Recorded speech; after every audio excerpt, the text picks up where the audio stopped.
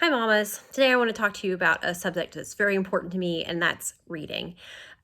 I don't know about you, but I feel like reading is one of those things that I have wanted for my children since since they were born. It's something that's very important to me. It's the key to success in so many areas. It's the key to being able to teach yourself so many ideas. It unlocks so many horizons for your children, and it's the highness of these stakes that make the idea of teaching your own child to read so intimidating. And so when I first started down this journey, I felt like I knew how to teach my kid how to learn her letters. And preschool helped too.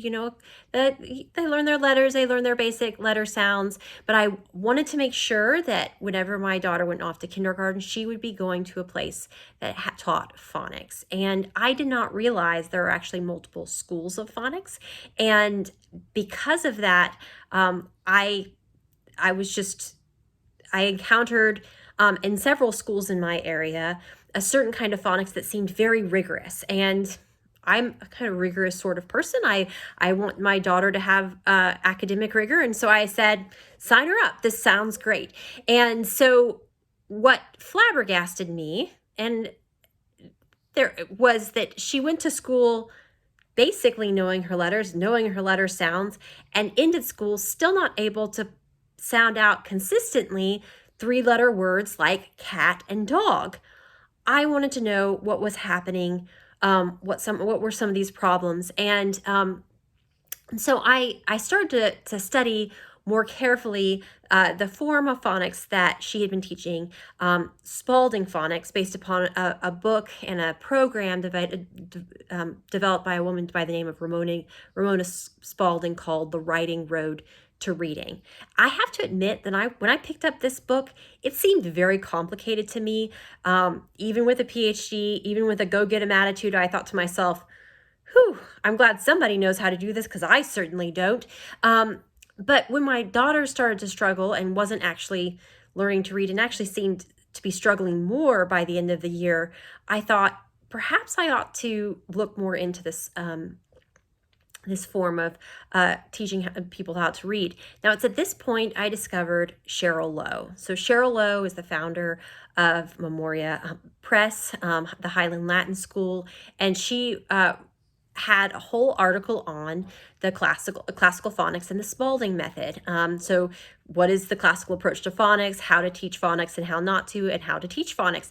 And these articles were a breath of fresh air to me. They helped to kind of solidify some of the intuitions I was having but couldn't quite put my finger on. And so the first insight that I think Cheryl Lowe gave to me was that a phonics program that's too complicated and anxiety producing for an English professor like myself might also be too complicated and anxiety producing for my 5-year-old. I began to realize that because my daughter had been taught every sound that A can make from the very beginning. So, within the Spalding method, one of the things that they do is they teach not just A says ah, or A says ah, and then later A says ah and A. They learn ah, ah, and then the schwa sounds from the very beginning, and they do that for all the vowel sounds and all of the different phonograms. And so I remember asking my child, I said, well, GH occurs a lot. How do you know which one to use? And she said, well, I just try one until it's right. What my daughter had actually needed, and I think this was more in line with kind of human development at her early stage of reading, was the reinforcement and confidence that comes from learning to read a lot of CVC words, so consonant, vowel, consonant words, because most consonant, vowel, consonant words, I would dare say, the vowel is almost always short, right? So if you teach your child that A says ah, and then you give them many CVC words, they can start to read a large number of short words and then short syllables very quickly. And this ability would have built confidence. And confidence is very key in the early stages of learning to read, because reading can, especially in the early stages, can be hard. But if you get that early boost of confidence, you're more likely to keep going, right? So a few high frequency sight words would have would maybe be introduced outside of the phonetic sequence, like he, she, the, and said, would have enabled her to start reading simple stories incredibly quickly. And yet that was not what had been happening. And with the form of with phonics that she was receiving. So Cheryl Lowe recommends this sequence of learning phonics. First, you start with initial and final consonant blends after you do the CVC words, and you do blends, you do H digraphs, so ch, sh, th, w. You do long vowels with the silent E.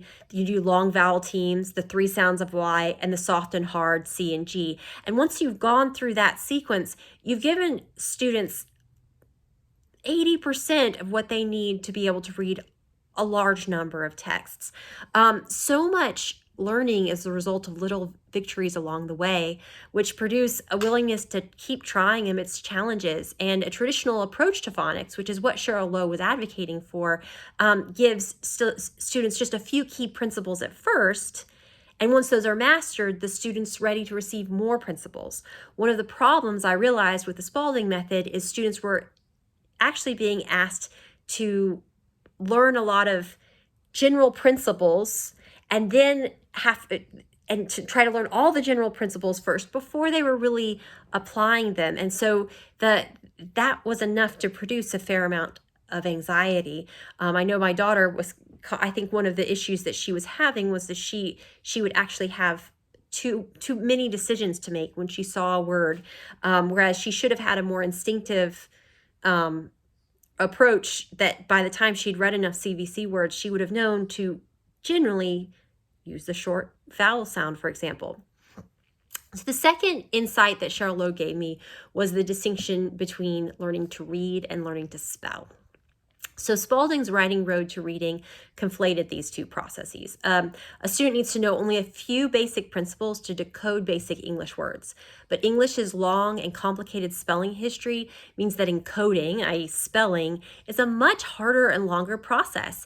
As someone who teaches the history of English, I really should have seen this insight on my own. Other languages like Italian or Spanish are very phonetic in their spelling. English, on the other hand, is a unique blend of languages that can be studied historically, but not necessarily logically. There are reasons why certain words are spelled certain ways, and there are even historical periods where scholars tried to make English spelling more logical. The fact remains, however, that English spelling is best learned in two mutually reinforcing ways. One, the formal study of word families, combined with drawing a student's attention to anomalies.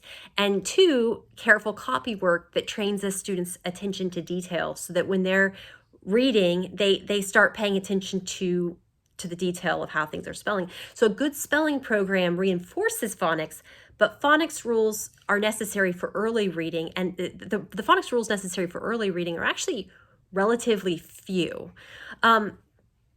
The third insight that Cheryl Lowe gave me was an appreciation of the marketing techniques of curriculum developers. So this is an increasingly big problem as curriculum producers actually have a much larger market than they used to, right? It used to be that if you were going to produce a curriculum, you'd have to persuade whole schools to adopt your curriculum. Now, if you can persuade groups of homeschoolers, one or two, you can get a market for a large number of different approaches to curriculum. I think in some ways this is great, this is freeing, but I think one of the issues is that you have a lot of people who are trying to buy curriculum that may or may not know a lot of the background for a particular subject. So Spalding claims to have been a student of Orton Gillingham. But as Cheryl Lowe has demonstrated, Spalding did not actually study with Orton Gillingham. And if you compare Spalding's method of phonics to Orton Gillingham's method of phonics, these are not identical. These days, there's a slightly more user-friendly version of Spalding called The Logic of English. I have here one of the textbooks for that. And these all claim to be Orton Gillingham inspired.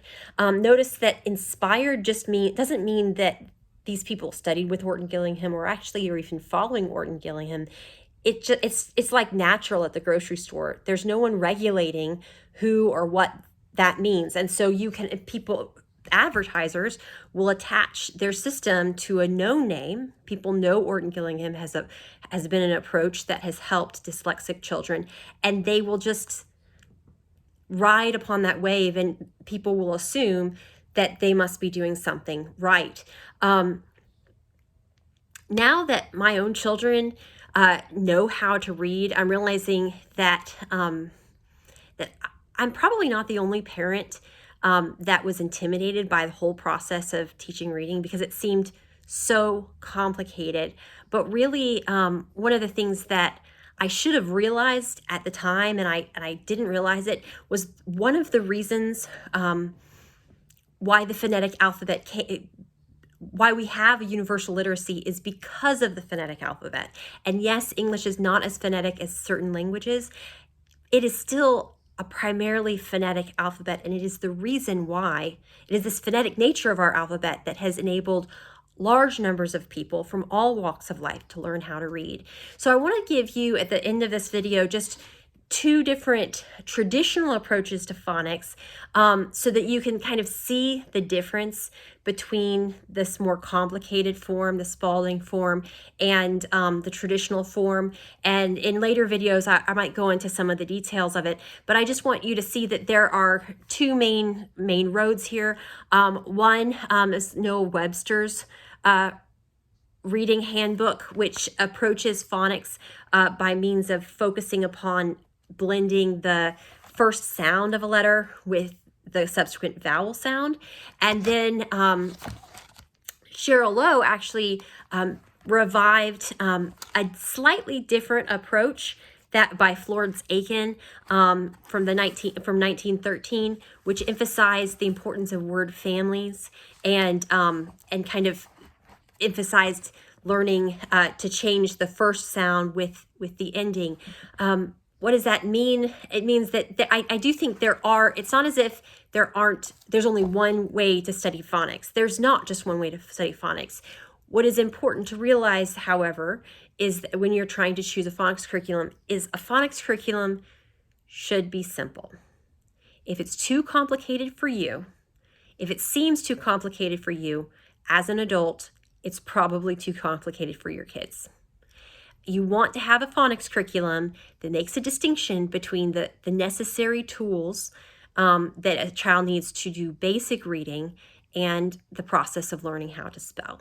And so there are many curriculums out there. My website has many recommendations, but I really want other moms to realize that learning to read doesn't have to be complicated, and it can be quite rewarding to teach your own children how to read. So reach out to me if you have questions or comments. I'd love to help others in their journey to help their kids know how to read.